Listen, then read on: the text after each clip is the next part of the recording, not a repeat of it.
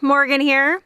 So today I want to talk about the types of currency that we could potentially be looking at when it comes to everyday emergency situations, whatever. So there's a lot of concern about the US dollar right now.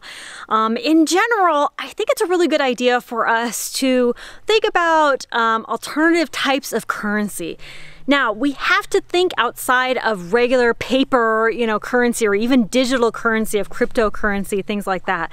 A lot of preppers are wanting to invest in cryptocurrency because honestly, I'm still a little confused on cryptocurrency. I'm not gonna lie, but a lot of preppers have been really hardcore about that cryptocurrency because it's something that you can invest in, like stocks or something like that, and potentially get a good investment back. So that's one reason, and you can also use cryptocurrency in a lot of situations. But that to me is something on the same par as going on completely digital currency, and that's something that I've talked about in the past, how people are trying to get us completely to digital currency, and I feel like cryptocurrency, it's digital currency, and I feel like that's on that same level as I don't really want anything to do with 100% cryptocurrency or 100% digital currency in any shape or form.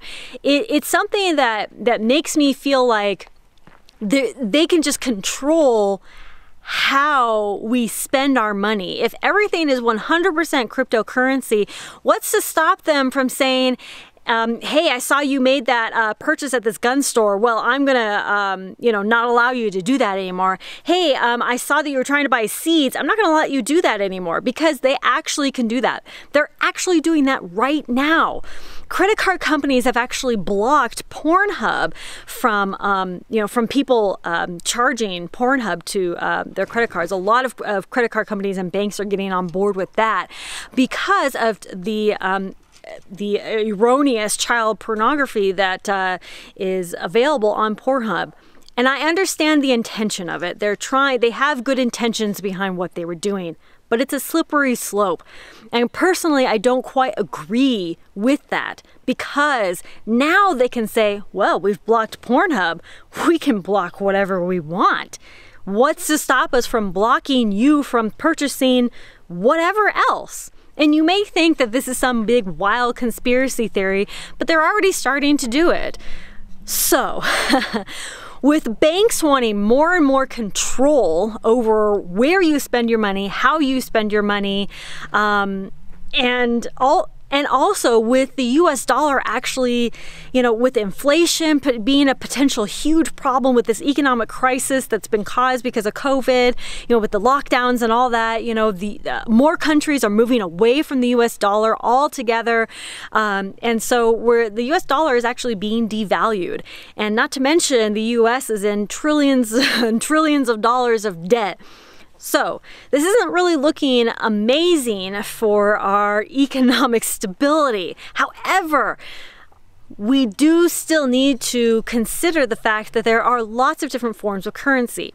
Right now, we should still be looking to make money, with the U.S. currency, with whatever ways that we can. If you want to invest in Bitcoin or cryptocurrency, whatever cryptocurrency you want to invest in, absolutely do that.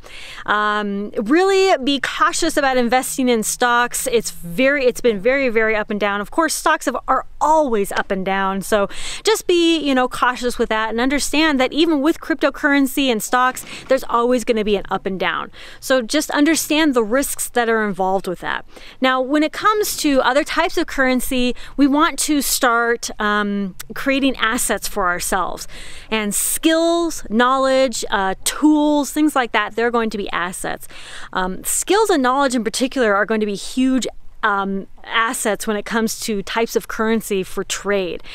If, let's say, you have a tractor, right? And your neighbor wants to use your tractor. Well, what are you going to do? That's a bartering and trade situation. You are going to barter and trade with them and say, hey, I want to use your tractor, and I'll give you, eggs for the next 10 weeks, or whatever the case may be, right? Whatever you have to give. That's an exchange of currency. Now, I've talked about this many, many, many times before. Both sides have to be in agreement with the exchange of goods and the value. The value needs to be the same as this value in order to do that exchange. That's the same with our currency, our paper currency that we're running right now. Like if I want to buy a sneaker and they say it's $20, I'm going to give them $20 because that's what they say it's worth. Okay? So if I say that my tractor is worth, 10 weeks worth of eggs, free eggs, then that's what it's worth, or whatever, for like an hour's worth of tractor, I don't know. Then that's what you're going to pay them. Now, of course, you can negotiate, of course. In those trade and bartering situations, there's always going to be negotiations, okay? That's not the point. If you say, hey, I don't think your tractor's worth that much, and they're sticking to their guns, well, I guess you don't get your tractor, do you? So both parties have to come to an agreement. And in our society, that's always how it's been, regardless of what type of currency you're using. So again, assets like a tractor and like all those other tools, manual tools, things like that, those are going to be assets to be traded and bartered with, to sell, to use. As a skill, if you have a tractor and like you want to go actually use that skill, with somebody, that's great. That's a skill that can potentially give your family a little bit of flour or rice or whatever it is that, you're exchanging for, okay? Currency can come in many different forms, is what I'm saying. Okay. And this is one of the reasons that, a lot of people want to stock up on like alcohol and ammunition that they don't have a gun to use. Like a lot of people will buy ammunition that they don't have a gun for that 45 that they just bought, but they can use this 45 to barter and trade with later or something like that. They could always sell it later, so that's investing. You're investing in goods and knowledge and skills and supplies in order to potentially use later as a form of currency.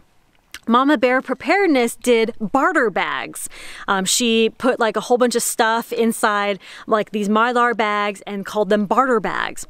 And I thought that was such a really great idea, and that is a form of currency. I have this bag full of stuff that's going to be useful for you, in whatever situation. But of course, everybody's going to need something different. So, a lot of people will probably be focusing on like water purification, food, defense, stuff like that. So be smart about the type of items and skills and things that you're advertising to other people. There are some things that a lot of preppers want to store, like alcohol, cigarettes, and things like that. They don't use that stuff, but they know that that stuff's going to come in handy. They can trade and barter with that stuff pretty easily. But you also don't want to make yourself a target. There are people who are very addicted to cigarettes and alcohol and other addictive substances and things like that. And so you don't want to make yourself a target, but you also, don't want to limit yourself. You just want to be as safe as possible. You have to understand the risks related to any of this. And I think that no matter what you're doing, what type of currency that you're offering, right? What type of currency you have, whether it's gold, silver, cryptocurrency, cash, a generator, whatever you have, that could be potential currency could put you at potential risk. So just understand those risks and make sure that you have the means to defend yourself and but at the same time, try to create that sense of community so that you are trading and bartering with people that you know. You're trading and bartering with your neighbors, with the friends of your neighbors, people that they can vouch for, things like that. You may only want to trade with certain people and build up that community instead of trading with the entire world, you know what I mean? So you also probably want to be, very particular about who you trade with. It just really depends on the situation. My point is, currency can come in a variety of forms. Something as simple as eggs, that's a simple currency. Growing plants and giving people plants, or giving food from those plants, that's a great currency. Again, those barter bags, and if you want the ammunition and all that stuff, all these barter and trade items, this is all currency. It is all a form of currency. When it comes down to it, let's say that this person has some coffee that you want. and you offer them some eggs for that coffee, but they don't want eggs. It doesn't matter how good your eggs are. If you don't have something that they want for their coffee, then it's irrelevant. The currency is irrelevant to them. The currency has to not just mean something to you, it has to mean something to that other person. So have a wide variety of that currency available to you to trade, barter, sell, whatever. Crypto may mean nothing to some people. Gold and silver may mean nothing to some people, okay? Alcohol may mean nothing. Sometimes it's that something so specific that maybe you never would have thought of before, but you prepped it because you just did, like some powdered sugar or something. You prepped it because you just wanted to, but they want that powdered sugar.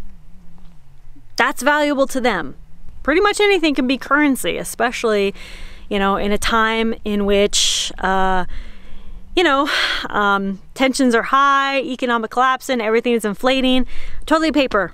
Toilet paper is a really good example of currency. If you look at Venezuela, toilet paper shot up, inflated huge, and toilet paper became basically gold. So just think about that stuff, look throughout history, and get your variety of currency in order. Thank you all so much for watching. Conquer tomorrow by preparing today. I'll talk to you later. Bye.